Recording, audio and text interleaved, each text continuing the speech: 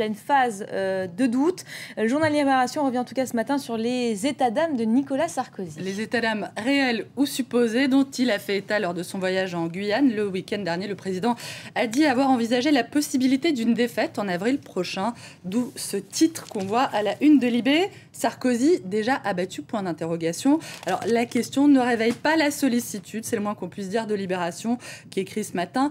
Le job que Nicolas Sarkozy va peut-être quitter est sans conteste l'un des plus stressants du monde, mais est-ce vraiment le problème des Français? Le président peut, comme tout un chacun, avoir des états d'âme et même des états d'âme authentiques et sincères, mais ce retour du narcissisme présidentiel n'est à la hauteur ni du moment ni de la fonction. Il ne l'était pas en 2007 et il l'est encore moins aujourd'hui. Voilà qui est dit. Le blues du président et de l'UMP qui est aussi à la une du journal Le Monde, daté d'aujourd'hui, qui évoque cette peur de la défaite qui aurait saisi la majorité. Et c'est aussi à la une du Canard ce matin.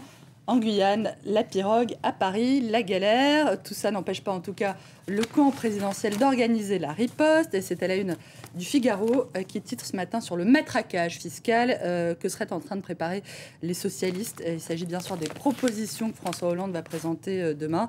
Et notamment, la suppression, ou plutôt le réajustement du quotient familial et l'indexation du prix de l'énergie sur le niveau des ressources.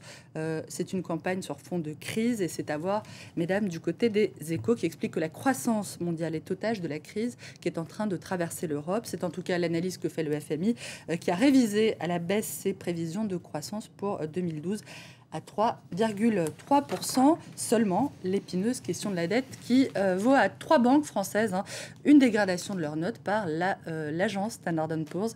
Et c'est à la une de la Tribune. Quand les banques payent la note, Société Générale, Crédit Agricole, BPCE, une dégradation logique, d'après la Tribune, après celle de la note française.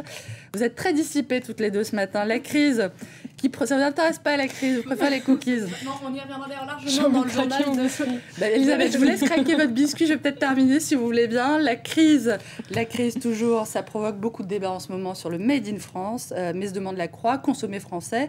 Est-ce que c'est possible? Le journal écrit que presque tous les candidats défendent ce principe, mais que le problème, c'est la mise en œuvre de cette idée. La Croix qui évoque un tissu français industriel déchiré et qui ne se retissera pas en quelques mois. La Croix qui explique aussi qu'acheter français, ça n'est pas à la portée de tous. Pour terminer, mesdames, une petite plongée dans les entrailles du Concordia, ce bateau de croisière qui a fait naufrage au large des côtes italiennes et que les plongeurs continuent d'explorer. C'est à la une du Parisien, donc, qui a aussi interviewé, mesdames, la compagne de François Hollande, la journaliste Trierweiler, qui parle de sa nouvelle émission et puis de la vie aux côtés de sa chère moitié. Merci beaucoup Hélène Frane, merci Pauline Paccard. C'est la fin de cette demi-heure d'infos. Vous restez avec nous, vous retrouvez dans un instant Hélène Drouet pour un tout nouveau journal.